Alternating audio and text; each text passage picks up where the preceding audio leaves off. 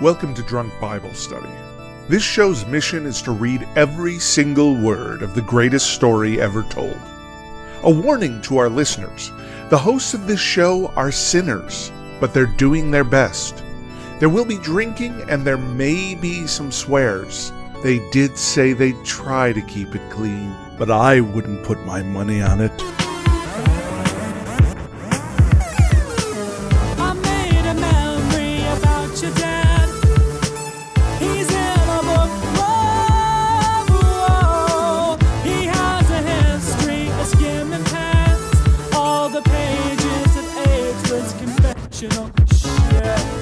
I'm Emily, and this is Drunk Bible Study, where my good friends Dedeker and Jace teach me, a born and raised atheist, all about the Bible.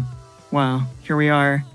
Wow, I feel like that was so much more like a narrator or something. You really put a lot of character into it this week. I don't know. Thank you. I was trying. The spirit took me, or what do I say? Yeah. Overcame? The spirit moved you or took you? Moved me. There it is. Yes. It works. It all works. Or you were feeling the spirit, there maybe? I mean, if we can't get Morgan Freeman to narrate DBS, the movie, then you'll be our second choice. Thanks.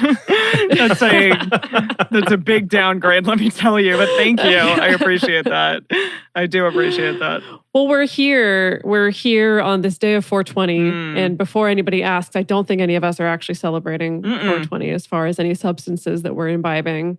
No. Not at this moment. You two could celebrate, but I am at my mom's house and I'm not going to do that. Yeah. Our cupboards are somewhat bare, as it were. And also, we were talking about it the other day, and Jace isn't convinced that people being high reading the Bible is as funny as maybe people being drunk reading the Bible might be. I feel like I find things funny when I'm high, but I'm not. Exactly. Yeah, I think it'll be funny to us. I'm not funny myself. Yeah. Yes. Right. Yeah, for sure. Like, we should encourage listeners to do that. By all means. If it's legal where you live, I guess we should give that disclaimer. It's just, this is a public podcast here. But yeah, because it'll make us funnier. So go for it. Anything that makes us funnier, we encourage you all to do that. 100%. Absolutely. Some people in the chat were asking, and so I'll ask my weekly question. 4. Are we 4 away? 4. It is. I looked it up. I planned ahead. I was like, I know she's going to ask. 4 after this? 4 after this, yes. Got it. Okay, so this is 5. We are 5 away. We're in the midst of the 5th. It's happening. Correct. Yeah. It's amazing. Yeah. If it helps to keep track of it, this week's episode is 335, and the first episode 40 will be 240. 1. Yeah. 40. 240. Wow. Will be the first. Well, unless we do some other episodes in between, which we've talked about, like maybe finishing out Proverbs or maybe doing some those are going to be sad recapping or something. No, we're going to be too excited. It's going to be like Christmas. Recapping the whole Bible? It is Christmas. It is literally going to be Christmas, Jace. It's going to be the story of Christmas. Dude, you're right. Which it didn't happen on that day or something, right? It's like kind of a lie. Exactly. So we can read it whenever we want. Exactly. It will be Christmas in May at that point? Yes. Yeah. May. Christmas Will it be in May? Actually, I think it might be June. Will it be June? By the time it actually airs. June. Yeah. Wow. What a day. Again, hot cry summer. Hot cry summer. Just believe it, receive it, achieve it, feel it. Whoa. Build that anticipation, and it's going to be a real party. I'm sorry. I have to comment on that glass that Jace just threw into the frame. Look at that. Look at that thing. Wow. This glass, that's quite I think, a glass. Weighs like 20 pounds. Like, I'm getting a bicep workout by Can lifting you describe it to our audio listeners? It looks like a candle should be in there. Truly. Sure. Yeah. So it's a candle. It's square, but it's like the bottom base of it is like offset from the top part. So it looked really cool, and that's why I got it. But it's very heavy. Like, the base of it is just solid glass. And so... Yeah. Oh, yeah. You're not going to knock him over. Oh, yeah. No. I could take someone out with this. You could kill though. someone. Yeah. Yeah, for sure. Definitely. If someone surprises me during DBS when I'm using this, they're not coming back. The lady pops out of the portrait. Well, oh, gosh. Yeah, what would you do if that happened? You probably make out with her. You know, oh, God. I mean, if she wanted to, I'd really be kind of at her mercy. Yeah. You know, like, not even in a bad way necessarily. I'd just be like, whatever you want to do, lady. That's cool. M'lady, what do you want? Yes, m'lady. M'lady. You'll tip your fedora. Yes, exactly. Wait, can I ask? Okay, because we're on that topic, what are you drinking? Oh, yeah. I made myself a Sazerac. Got it. In honor of this beautiful glass. Wow. So, it's got a couple different kinds of bitters in it, some whiskey, some absinthe, and a little bit of brandy. And it's a real delight. It's basically just alcohol. Yeah. I mean, the bitters aren't alcohol. I mean, there's ice. Yeah. The ice is not alcohol, but you're right. It is mostly alcohol. The glass is not alcohol. My hand is not alcohol. Come on. Yeah. I'm just drinking a beer. I'm having an Imperial Stout, the Wrecking Ball Imperial Stout from No Lie Brewing in Spokane. I love me a good Imperial Stout. Just before we were recording, Dedeker and I were both singing Wrecking Ball, of course. Of course. Miley Cyrus rocking out in the house because of that. I love it. Yes. What about you, Em? So I'm at my mom's and there's not any alcohol in this house except for a very tiny bottle of gin from, I don't know when it was. Like, it was, a shooter? Like from a flight or something? It's like an airplane bottle, yeah. Okay. I think this bottle might have been from like 1985 or something. Wow. Maybe newer than that. I don't know. Yeah. It definitely, when I opened it, I was like, oh boy. It's artisan. Oh boy.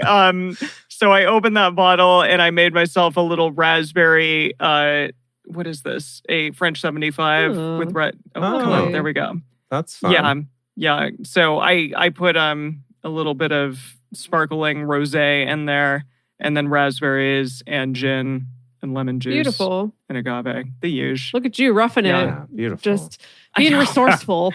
Mom doesn't exactly have like a shaker or anything. So I did the old Jace Lindgren trick of using the Tupperware container to shake it, and it worked quite well. Yeah. That was what I had. And you know what? I'm glad that I saw you do that because I forgot that you used to do that. That was what you two used to have to do, which is really incredible. Yeah. Mm-hmm. I mean, I will say it did inspire Emily to buy me a nice shaker that I still use, and it's great. I bought you that shaker because, yes, it inspired, or is that what you mean? Yes. Yeah, it inspired you to buy it for me. That shaker, yes, because I was like, this is not okay. So I would stop shaking my drinks in Tupperware. Yeah, for sure. Exactly. All right. Oh, my goodness. Yeah, it's time. Well, what are we doing today? It's time. Yes. Today, we are continuing on our journey of 2 Chronicles here, which, it's funny, when I picked out this music, it was very much about King Solomon's swagger, except King Solomon's long dead now, and we've moved on.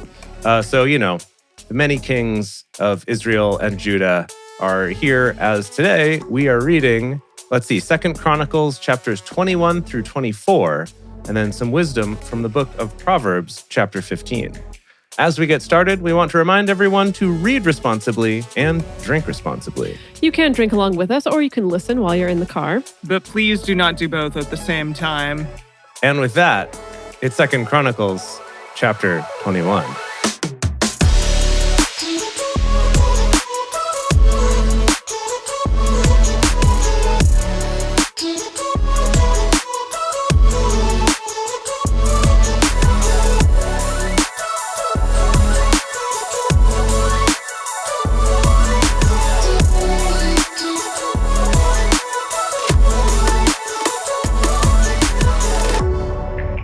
Chronicles 21. Jehoshaphat slept with his fathers and was buried with his fathers in the city of David, and Jehoram, his son, reigned in his place. He had brothers, the sons of Jehoshaphat, Azariah and Jehiel and Zechariah and Azariah again. Oh no. What? And Michael. Drink for repetition in the same sentence. I don't understand how you can name your kids the same name.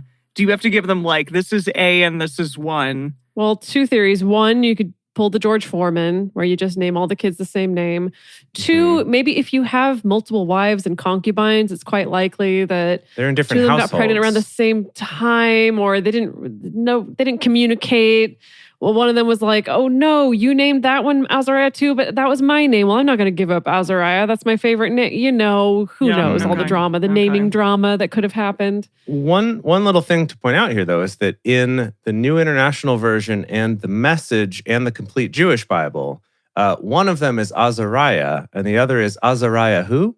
What? It just has a U on the end. I'm sorry? Azariah what? Azariah why? Azariah how? Who? Yeah. When? So I think they had a fun joke going on, fun time. You know, it'd be like, Azariah who? And then the other brother pops in is like, you mean Azariah me?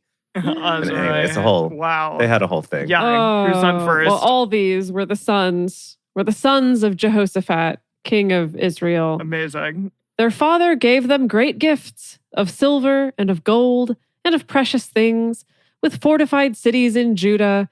But the kingdom gave he to Jehoram, because he was the firstborn. Makes sense. It's kind of how they do. Yeah. Now when Jehoram was risen up over the kingdom of his father and had strengthened himself, he killed all his brothers with the sword. Whoa, gosh. Oh my God. And various also of the princes of Israel. And, a sprinkling of some other important people. Wait, that wasn't necessary? Both Aziriahs, I'm assuming. Jeez. They had a thing going, though. Well, I guess if he's afraid of a mutiny. He had a really cute bit. Or afraid of someone. He ruined it. I know, he ruined it. Oh my God. Jehoram was 32 years old when he began to reign, and he reigned 8 years in Jerusalem. Well, that didn't work out too well for him. Yeah. He walked in the way of the kings of Israel, as did the house of Ahab, for he had the daughter of Ahab as wife, and he did that which was evil in the sight of Yahweh. Yeah. However, Yahweh would not destroy the house of David because of the covenant that he had made with David, and as he promised to give a lamp to him and to his children always. In his days, Edom revolted from under the hand of Judah and made a king over themselves.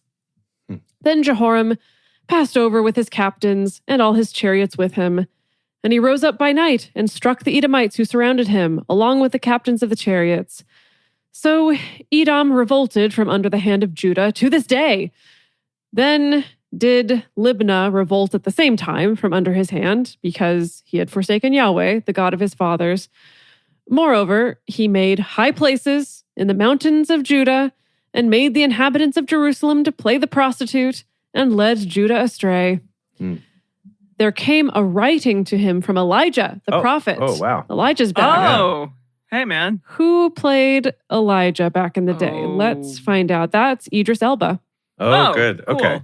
Always happy to have him back on set. Yeah. Good to see him back again. Yeah. You're welcome anytime, Idris. Apparently he's going to be the next James Bond. Oh. Wait, is yeah, it Idris? that is exciting. Yeah, I think so. Yeah. Okay. There came a writing to him from Elijah the prophet, saying, "Thus says Yahweh, the God of David your father." Now, I just noticed that in the message, the letter starts with "from God." So just to make it clear. To Elijah from God. Or no, this is written by Elijah to Jehoram. Oh. That says at Elijah's the beginning. just the letter carrier. From God. Yeah, exactly. Oh, because he's like acting as the mouth of God right now? Yeah, like you did on the intro of the show today. Yeah. Thank you. Wait, who's the mouth of God in the New Testament again? Oh. Like the mouth of Sauron, but better. Well, let's not worry about such things until we get there.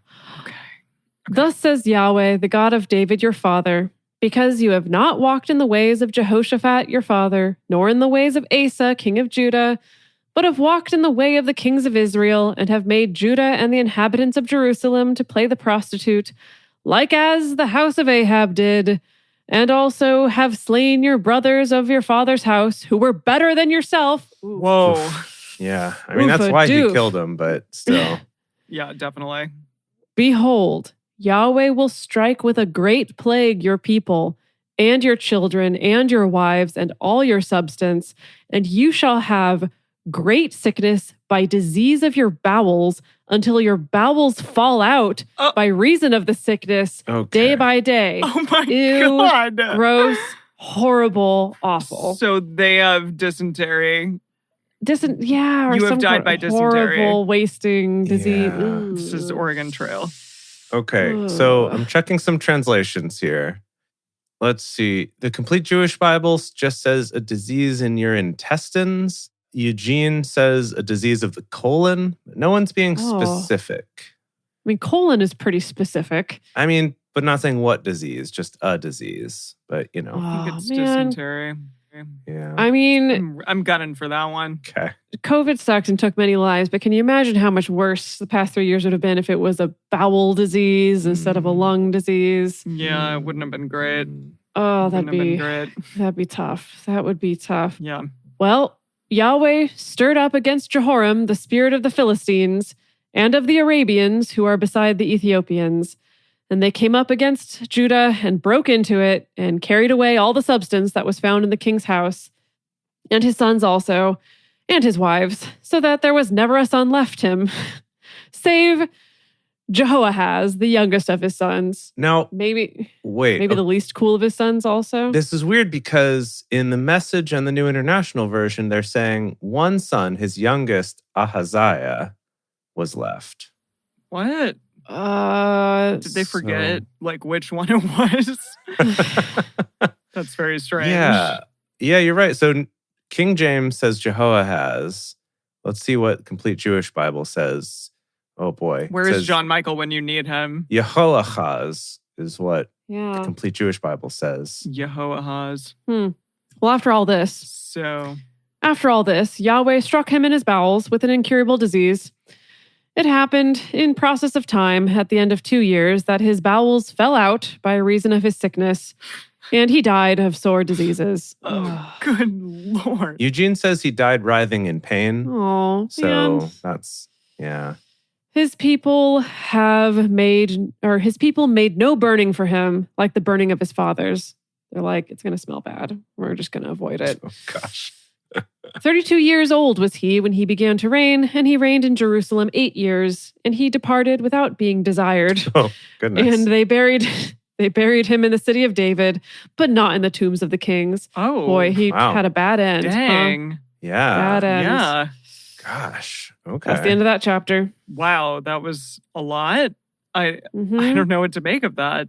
Was the short, terrible story of Jehoram?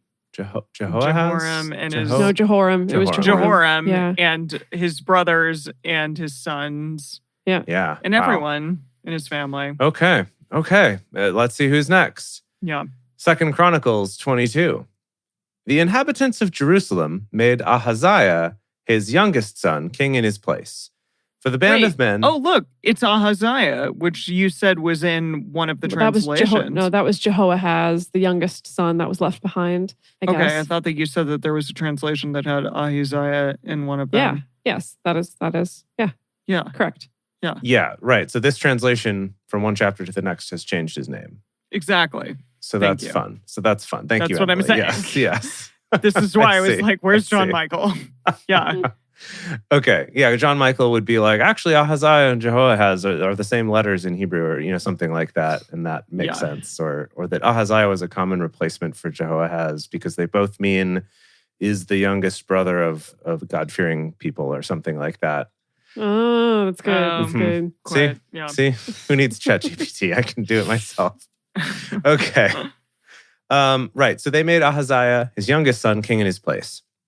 For the band of men who came with the Arabians to the camp had slain all the eldest. Yeah, we just got that. So Ahaziah, the son of Jehoram, king of Judah, reigned. 42 years old. The youngest son was 42. Okay. 42 years old was Ahaziah when he began to reign, and he reigned 1 year in Jerusalem. Oh boy. And then his bowels fell out. Bowels also fell out? We'll find out. And his mother's name was Athaliah, the daughter of Omri. Drink to ladies having names. Yay. He also walked Cheers. in the ways of the house of Ahab, for his mother was his counselor to do wickedly. Oh dear. Okay, he's one of these. Mama's boys. He did that which was evil in the sight of Yahweh, as did the house of Ahab, for they were his counselors after the death of his father to his destruction. He walked also after their counsel and went with Jehoram, the son of Ahab, king of Israel, to war against Hazael, king of Syria, at Ramoth Gilead, and the Syrians wounded Joram. He returned to be healed in Jezreel of the wounds which they had given him at Ramah when he fought against Hazael, king of Syria. Azariah, the son of Jehoram, king of Judah, went down to see Jehoram, the son of Ahab, in Jezreel because he was sick. I'm barely keeping up with what's happening here. By sick, I think he means injured in battle. Now, the destruction of Ahaziah was of God, in that he went to Joram. For when he was come, he went out with Jehoram against Jehu, the son of Nimshi, whom Yahweh had anointed to cut off the house of Ahab.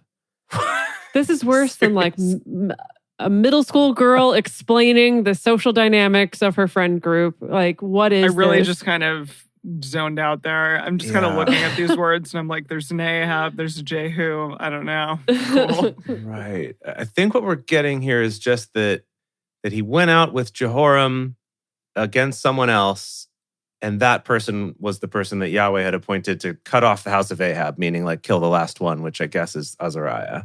That's what I gathered from there. Who knows if that's accurate? It happened when Jehu was executing judgment on the house of Ahab that he found the princes of Judah and the sons of the brothers of Ahaziah ministering to Ahaziah and killed them. Oh. Who did he kill? There's so much killing. Yeah, lots of killing. Jeez. Lots of killing in this one. Jehu. Who was Jehu? I don't know. Jehu is the son of Nimshi. Some dude. I don't know who Nimshi is. I don't know who Nimshi is either.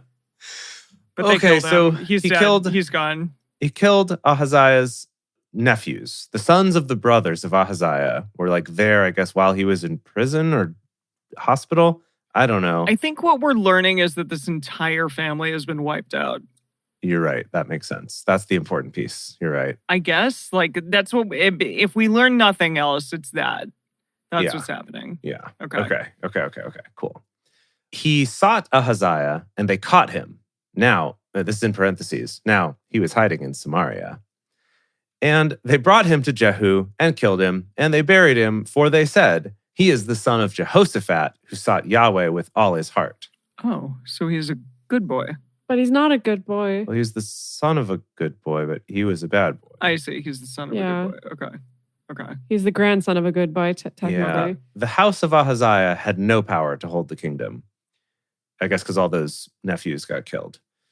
Now, when Athaliah, she's back, so she's the mother of this king. When Athaliah, the mother of Ahaziah, saw that her son was dead, she arose and destroyed all the seed royal of the house of Judah. What is that? What do you mean all the seed royal of the house of Judah? She killed all the boys. I'm assuming all the kids, all the royal kids. Did she go crush everyone's testicles? No, I think she killed all the Dedeker. boys, but maybe she... What does the message say? Okay, you're right.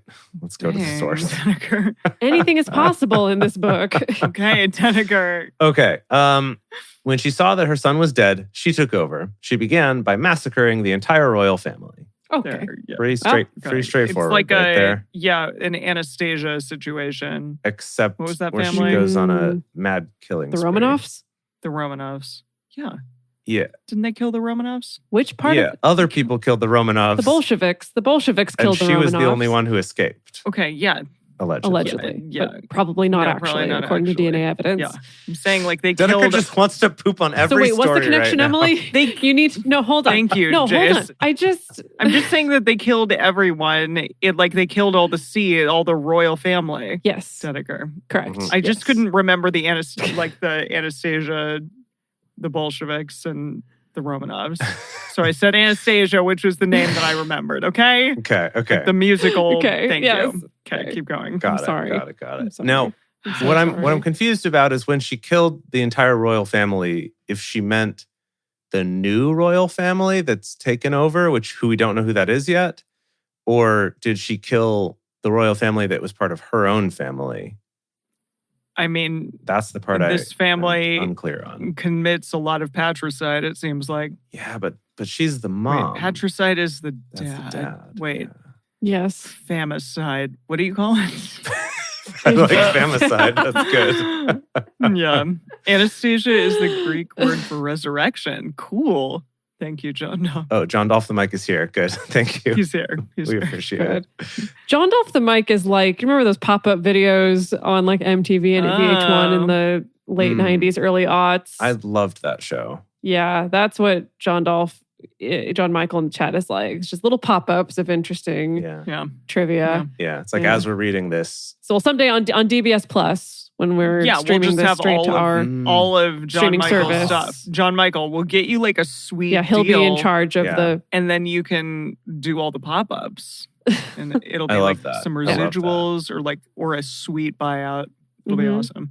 Yeah. Right. Yeah. And it'll be just like pop-up video where it'll, the little pop-up thing will be like, this tunic this person's wearing was actually found at a dollar store across the street from where her childhood friend lived. Or, that kind of thing, right? Like that was the type of trivia on pop-up video. Yeah, exactly. Love it.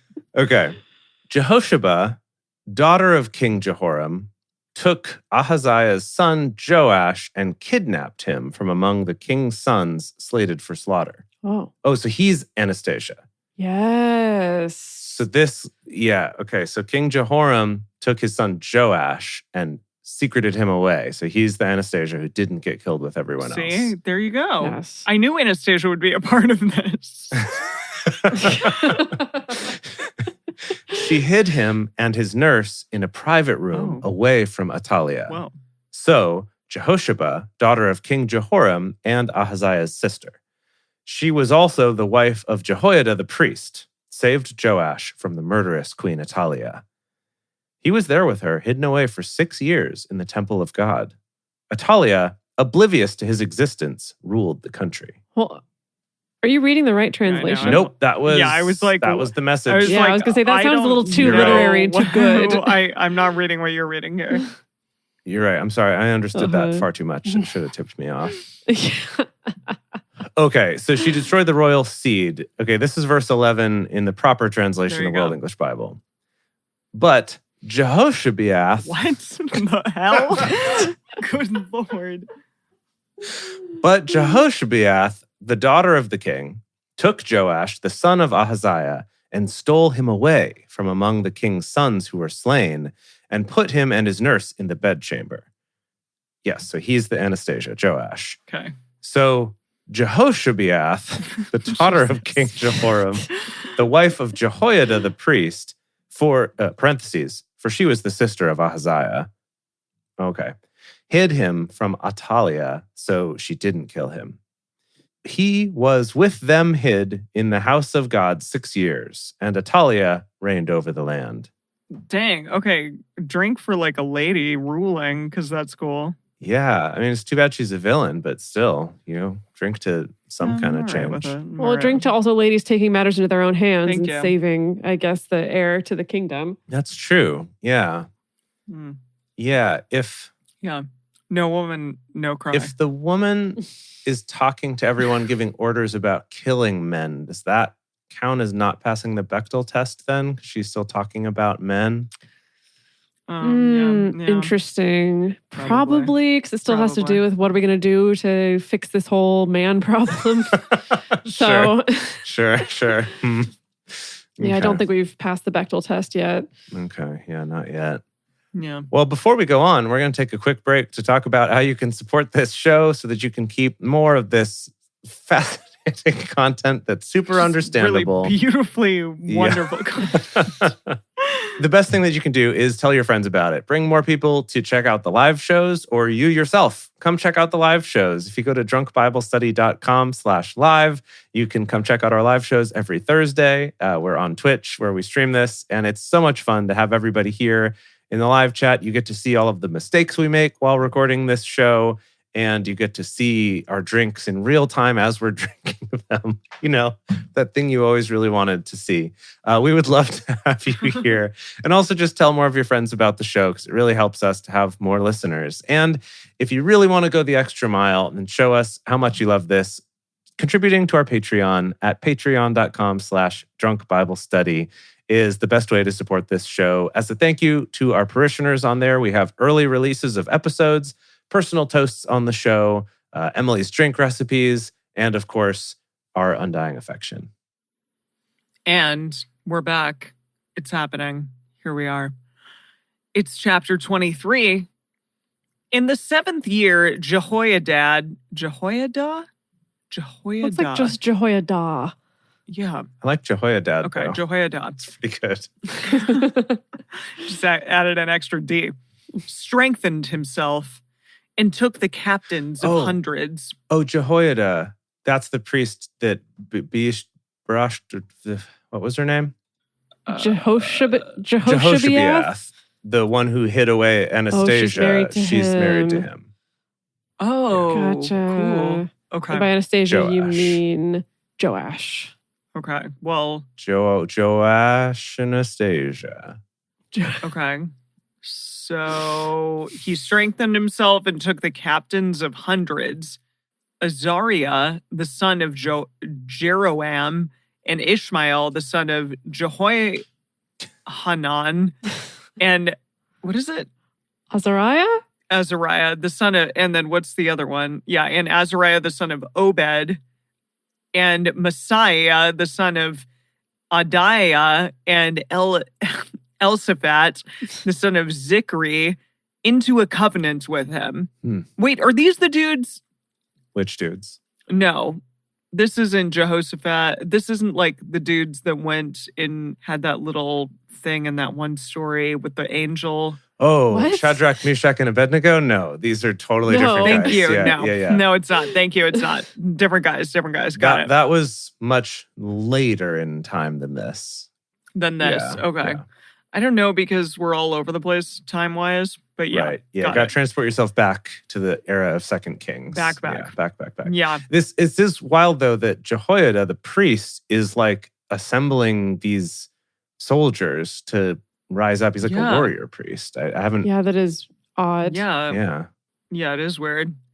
They went about in Judah and gathered the Levites out of all the cities of Judah and the heads of fathers' houses of Israel, and they came to Jerusalem. All the assembly made a covenant with the king in the house of God. He said to them, "Behold, the king's son shall reign as Yahweh has spoken concerning the sons of David. This is the thing that you shall do.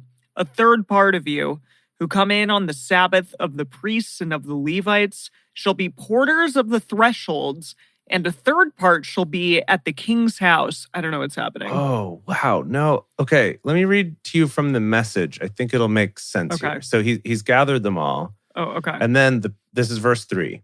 The priest Jehoiada showed them the young prince. So this is Jehoash Anastasia. Showed them the young prince and addressed them, "Here he is, the son of the king. He is going to rule just as God promised regarding the sons of David. Now, this is what you must do. A third of you priests and Levites who come on duty on the Sabbath are to be posted as security guards at the gates." Oh, it's going to be a whole intrigue. Like an Ocean's 11 style. I was going to say, it's an Ocean's 11. Wow. Cool. Love that for them. Okay, so 1/3 are the security guards at the gates. And then I think you just read the second third, let's see, and the other third, okay. Does this mean, so I want to save George Clooney, but do we cast George Clooney as this guy? No, we should. I don't hate that idea. You think so? Jehoiada? Has he been cast? No, we haven't used him. Okay. Yeah. Great. Yeah. Gosh, that's an oversight. Let's do it. Okay, so this is the thing that you shall do. A third part of you who come in on the Sabbath of the priests and of the Levites shall be porters of the thresholds, and a third part shall be at the king's house, and a third part at the gate of the foundation. And all the people shall be in the courts of the house of Yahweh. But let none come into the house of Yahweh save the priests and those who minister of the Levites. They shall come in, for they are holy. But all the people shall keep the charge of Yahweh. The Levites shall compass the king round about, every man with his weapons in his hand. And whoever comes into the house, let him be slain. And be you with the king when he comes out and when he goes out. Or when he comes in and when he goes out. Okay. Do they mean the new king or the old king? I don't know. Right? So, I'm checking the Message again here. I think it's the new king because right now the evil queen is in charge. Oh, you're right. It's the queen. Yeah. Yeah. Okay. I see. So it's not so much they're infiltrating the temple, but they're guarding the temple. So it's not quite an Ocean's 11 situation. Okay. Yeah. But we could still make it look like that. I think we can still pull this off. Yeah. Okay, and so in the message, he says the Levites are to form a ring around the young king, weapons at the ready.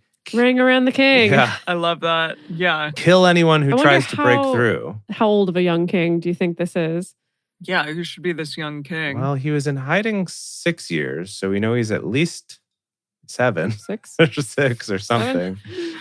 He's probably... Did you say how old he was when she hid him? I don't think it said. What if he's like 12? He had a nursemaid.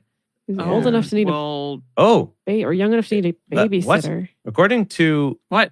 MIT, I don't know why MIT is telling me about this. MIT? They're on the beat. Okay. According to what do they care? The Massachusetts Institute of Technology, Joash was 7 years old when he became king. So yeah.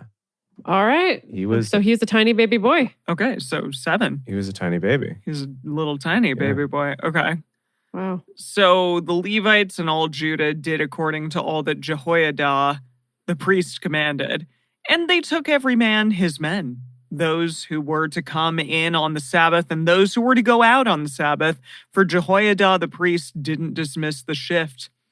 Jehoiada the priest delivered to the captains of hundreds the spears, the bucklers, and shields that had been King David's, which were in the house of God. Commemorative shields. You held on to them for a reason. Yeah. I guess. Good. He set all the people, every man with his weapon in his hand, from the right side of the house to the left side of the house, along by the altar and the house, by the king round about. Then they brought out the king's son and put the crown on him and gave him the testimony and made him king. Oof. And Jehoiada and his sons anointed him, and they said, "Long live the king!" When Athaliah heard the noise of the people running and praising the king, she came to the people into the house of Yahweh. Ooh. And she looked, and behold, the king stood by his pillar at the entrance, and the captains and the trumpets by the king. And all the people of the land rejoiced and blew trumpets. And the singers also played on instruments of music and led the singing of praise. Then Athaliah tore her clothes and said, "Treason! Treason!" Wow. Such drama. I know. Jehoiada were set over... The priest brought out the captains of hundreds who were set over the host and said to them, "Have her forth between the ranks, and whoever follows her, let him be slain with the sword." For the priest said, "Don't kill her in the house of Yahweh." I see. He's like, take her outside to kill her. Yeah. But kill anyone who tries to follow her. Jeez. Dang. So they made way for her, and she went into the entrance of the horse gate to the king's house, and they killed her there. Oh, rough. The horse gate. Yeah, rough. The horse gate. Where the horses are. Yeah, poor horses. Jehoiada made a covenant between himself and all the people and the king that they should be Yahweh's people. All the people went to the house of Baal and broke it down and broke his altars and his images in pieces and killed Matan, the priest, Matan, there it is, the priest of Baal before the altars. Wow, who's keeping up with the Baals now, right? Yeah, apparently no one. Jehoiada appointed the officers of the house of Yahweh under the hand of the priests of the Levites, whom David had distributed in the house of Yahweh, to offer the burnt offerings of Yahweh, as it is written in the law of Moses, with rejoicing and with singing, according to the order of David. He set the porters at the gates of the house of Yahweh, that no one who is unclean in anything should enter in. He took the captains of hundreds and the nobles and the governors of the people and all the people of the land, and brought down the king from the house of Yahweh, and they came through the upper gate to the king's house and set the king on the throne of the kingdom. So all the people of the land rejoiced, and the city was quiet. Athaliah they had slain with the sword. Wow. Whoa. That's that was funny. Pretty intense. That we wrote back to it, because it's like you tell this whole story and then like a 5-year-old is like, but how did they kill Athaliah? And that's you're like, with a sword. They killed her with a sword. Wow. Yeah.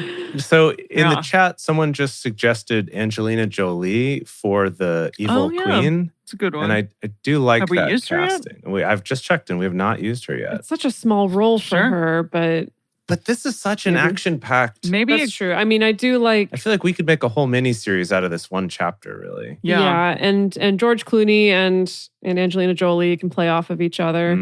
Yeah, I love Be that. great. Yeah. Be great. That's cool. I think it's... I don't know, the kid is going to be some young kid that is uncast. Some young upstart kid. Yeah. He's going to be 7, so he'll have to be kind of an unknown, I think. For sure. But he'll be like the next Macaulay Culkin or whatever. We'll find real early, who's going to be a star. Kieran Culkin, man, is doing like even bigger things now. There you go. Yeah. All right, folks. Yeah. 24. Should we do this? Okay. Yeah, chapter 24. Joash was 7 years old when he began to reign, and he reigned 40 years in Jerusalem. Whoa, good for him. And his mother's name was Zibiah of Beersheba. Joash did that which was right in the eyes of Yahweh all the days of Jehoiada the priest. Well done. Jehoiada took for him 2 wives, and he became the father of sons and daughters. It happened after this that Joash was minded to restore the house of Yahweh. He gathered together the priests and the Levites and said to them, "Go out to the cities of Judah and gather of all Israel money to repair the house of your God from year to year, and see that you hasten the matter." However, the Levites didn't hurry. I think I remember this happening before, where he kind of had to keep yelling at them about not collecting money, or they were hoarding money or something. I might be confusing with another story, though. Yeah, let's see. The king called for Jehoiada the chief and said to him, "Why haven't you required of the Levites to bring in out of Judah and out of Jerusalem the tax of Moses, the servant of Yahweh, and of the assembly of Israel for the tent of the testimony?" That is clever marketing. Call it like the tax of Moses. Exactly. Who can say no to that, right? It's Moses. Come on. Moses supposes. For the sons of Atalia, that wicked woman, had broken up the house of God, and also all the dedicated things of the house of Yahweh did they bestow on the Baals. Oh, they repossessed it for Baal. No. Jeez. Wow. So the king commanded, and they made a chest and set it outside at the gate of the house of Yahweh. Yeah, this is the story I remember. Okay, sorry, go on. Okay. What, They you remember made- this? Oh. They made a proclamation through Judah and Jerusalem to bring in for Yahweh the tax that Moses, the servant of God, laid on Israel in the wilderness. All the princes and all the people rejoiced and brought in and cast into the chest until they had made an end. It was so that whenever the chest was brought to the king's officers by the hand of the Levites, and when they saw that there was much money, the king's scribe money. and the chief priest's officer came and emptied the chest and took it and carried it to its place again. Thus they did day by day and gathered money in abundance. The king and Jehoiada gave it to such as did the work of the service of the house of Yahweh, and they hired masons and carpenters to restore the house of Yahweh, and also such as worked iron and brass to repair the house of Yahweh. So the workmen worked, and the work of repairing went forward in their hands, and they set up the house of God in its state and strengthened it. When they had made an end, they brought the rest of the money before the king and Jehoiada, of which were made vessels for the house of Yahweh, even vessels with which to minister and to offer, and spoons, and vessels of gold and silver. They offered burnt offerings in the house of Yahweh continually all the days of Jehoiada. But Jehoiada grew old and was full of days. Full of dies. Just full of days. Well, it's because it says was full of days and he died. 130 years old was he when he died. Whoa. Yeah. Who is this? Jehoiada, Jehoiada, the little okay, boy. the priest. Got it. Wait. No. The priest. Oh, the priest. No, the Sorry. priest. Joash is the little boy. You're right. Jehoiada. Yeah, Joash is the little boy, and apparently he only reigned 40 years. Which is not like nothing. Became king when he was 7. So I was like, this math doesn't add up. Okay, so this was the priest. Yeah, exactly. I'm like... George yeah, Clooney. okay. George Clooney, the priest. Yeah. He's Yes. the one who died Got it. at that old. Okay, we'll have to do some age makeup. And you know, when George Clooney hits 130 years old, he's still going to look yeah, freaking hot. Fairly good. Sure. The silverest of Really good. foxes. yeah. They buried him in the city of David among the kings because Wow. he had done good in Israel Hmm. and toward God and his house. Now, after the death of Jehoiada, came the princes of Judah and made obeisance to the king. Then the king listened to them. They forsook the house of Yahweh, the God of their fathers, and served the Asherim and the idols. No. Gosh, the cult of sex goddesses is what Eugene says. Of course. Of Ooh. course. who would want to worship the cult of sex goddesses? Right? Gross. And I can think of a few people. And wrath came on Judah and Jerusalem for this, their guiltiness.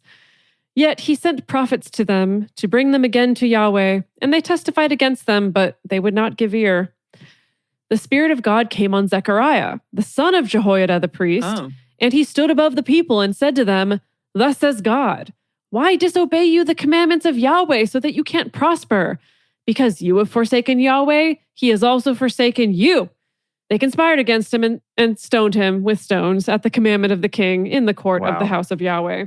Was this the prophet Zechariah? No, Zechariah wasn't a prophet. Okay. Is this just a prophet? He was the son of Jehoiada, so he was a priest.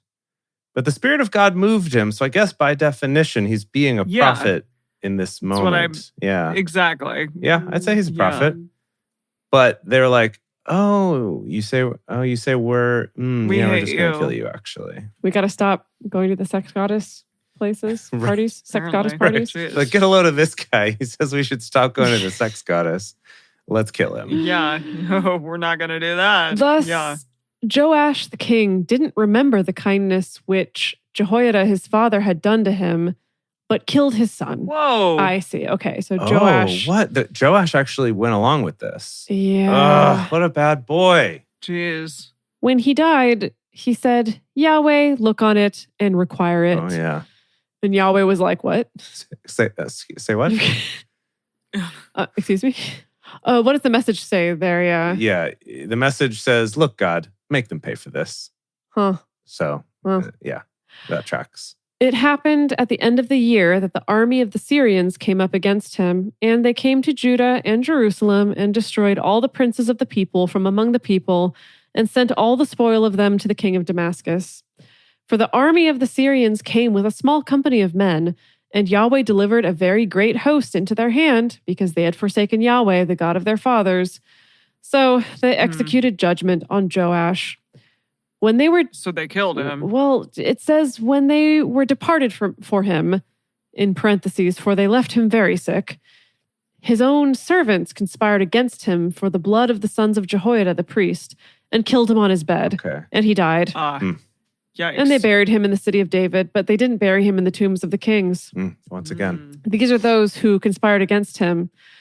Zabad, the son of Shimeath the Ammonitess, and Jehozabad, the son of Shimrith the Moabitess. Now, concerning his sons and the greatness of the burdens laid on him and the rebuilding of the house of God, behold, they are written in the commentary of the book of the kings. Amaziah, his son, reigned in his place. What? If you want to know more... Meaning what we've already read? Listen to the DVD commentary. I think that's what they're saying. Got it. Okay. That's in like the director's cut, deleted scenes. You know, that we didn't put that in the movie because it was really boring. For the true fans. Yeah. Wow. The true fans of 2 Chronicles. Yeah. Jeez. Okay. That's it. Oh my gosh. That actually was cool. That was pretty action-packed, I gotta say. It was between horrible intestinal diseases and conspiracies and hiding babies. As episodes go. Yeah. I know. We got a pretty action-packed one. That's pretty cool. Yeah, I'm into it. Good casting. Well, yeah. I know we're all really worked up, and so I think it's good for us to calm ourselves down with some wisdom from the book of Proverbs. And now it's time for some wisdom from the book of Proverbs, chapter 15.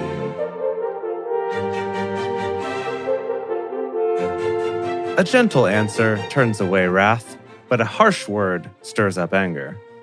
Good. The tongue of the wise commends knowledge, but the mouth of fools gush out folly. Ew. Gross. Is it just the word gush that got you? Yeah. Gosh. Ew. Yahweh's eyes are everywhere, keeping watch on the evil and the good. A gentle tongue is the tree of life, but deceit in it crushes the spirit. There's too much mouth stuff. Too much mouth stuff already. Okay. Dedeker's review. Be like, Dedeker doesn't like mouths. Proverbs 15. Too much mouth stuff. Much mouth stuff. A fool despises his father's correction, but he who heeds reproof shows prudence. In the house of the righteous is much treasure, but the income of the wicked brings trouble. think they got a little carried away with that metaphor there. The lips of the wise spread knowledge. Not so with the heart of fools. I can't. No, the mouth stuff. I can't. I just keep wondering how we would show this on DBS Plus, and I feel like it would be little interludes that would happen like after a big fight scene, perhaps. Ooh, really artistic. Yeah, well, and it would be like a Renaissance type group of people, jaunting around, I don't know, a fun Versailles situation. A Renaissance type group of people. Group of people jaunting around. Yeah. You mean like a jaunting around people who would go to Ren Fair, like dressed up in costume? No, like have you seen Amadeus? Yeah. Like a group of people that were dressing like they did, very upper class, like talking about, the man. Well, that's like French classical. There is stern discipline for one who forsakes the way. Okay, yeah. Whoever hates shall Okay, just someone very die. fancy. Reproof shall die. Yeah, very fancy people. See, I was picturing prancing.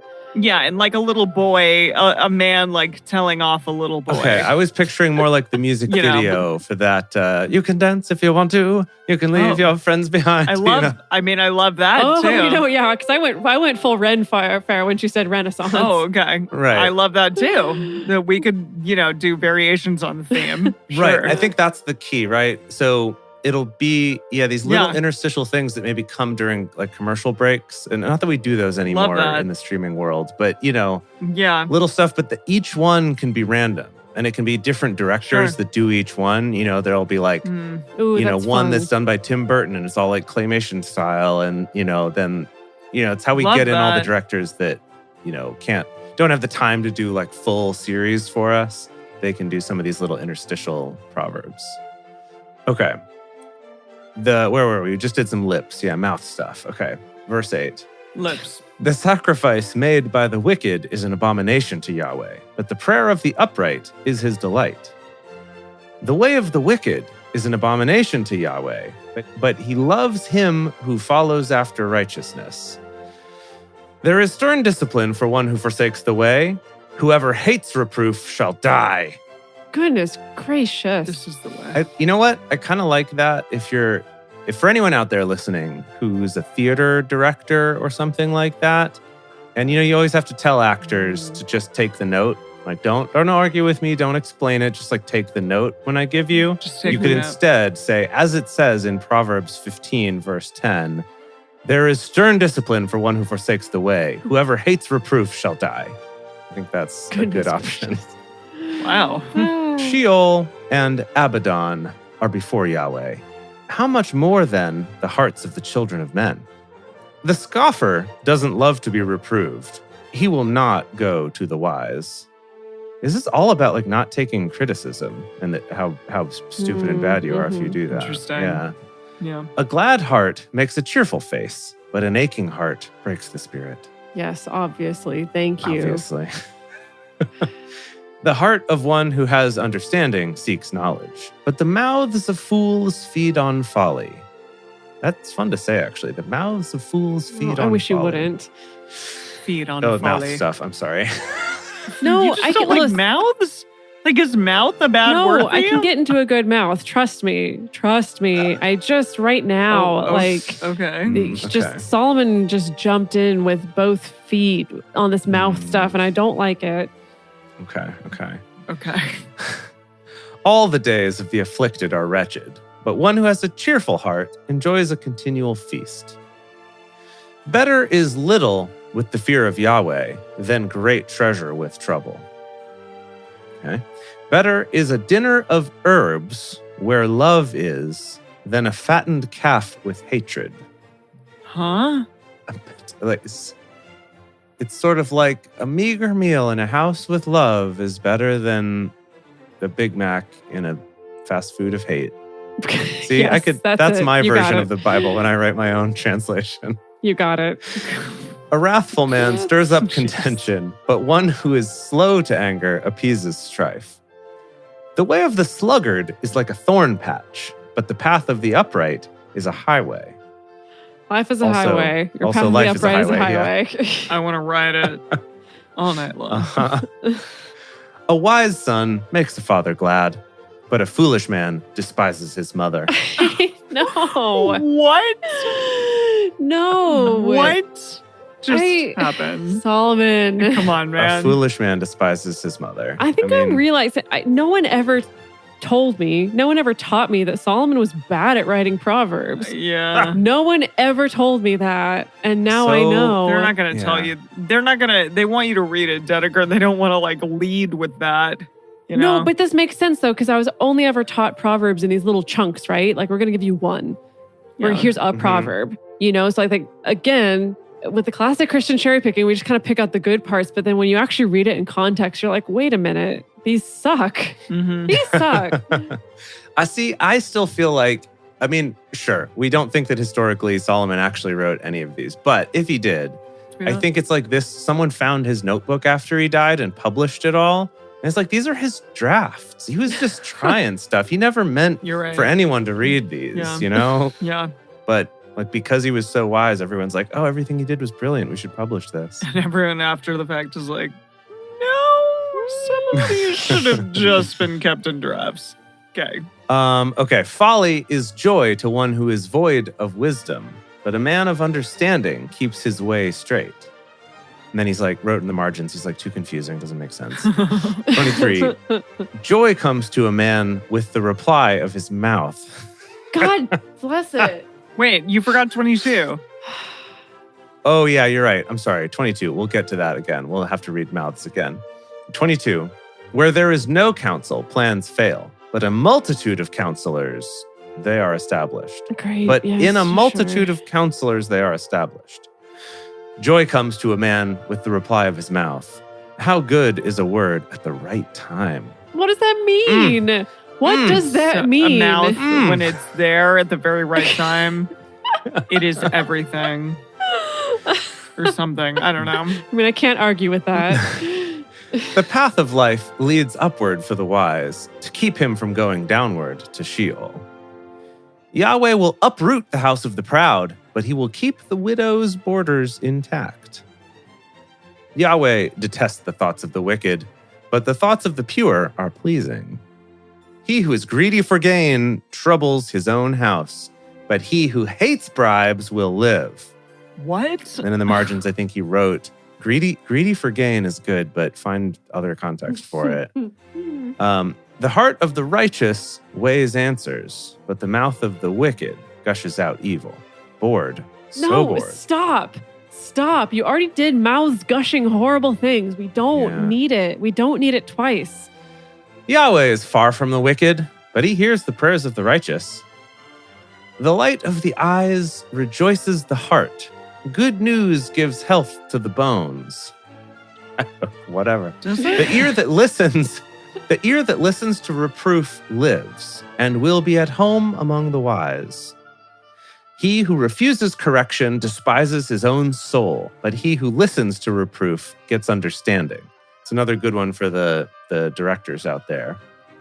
Last one. The fear of Yahweh teaches wisdom.